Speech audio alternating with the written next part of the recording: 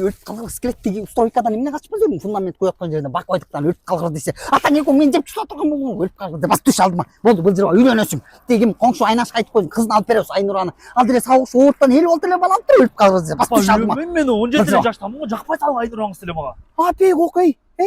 Скелет өлүп калдым. Керек болсо тиги атаң экөө солант эле жашта үйлөнгөнбүз. 17-имде сени туугам скелетте кылып өлүп кеткен. Жерим бас өлүп кетти. Бул жерге бас үйлөнүш. Тамам муну этектен бекемирээк бас. Апа кайка эле кетип атасыз, үйлөнбөйм баары. Эмнеге үйлөнбөйсүң? Тиги коңшу Абикенин баласы эгеменди болуп, карадал болуп каласың. Кыздар менен таанышса, кыздардын бардыгы 77 жылкы деп айтып атат. Ошондо карадал болуп каласың.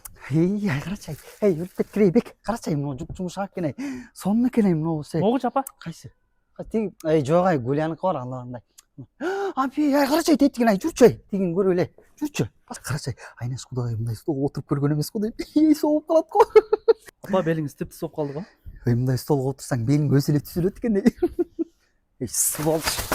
Отуруп турчу бардыгын кире каласың. Ай карачай. Спальниста жумшак экен. Сонун экен.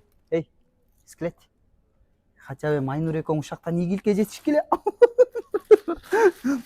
Апи, өлүп калбай кала сумкам. Balada,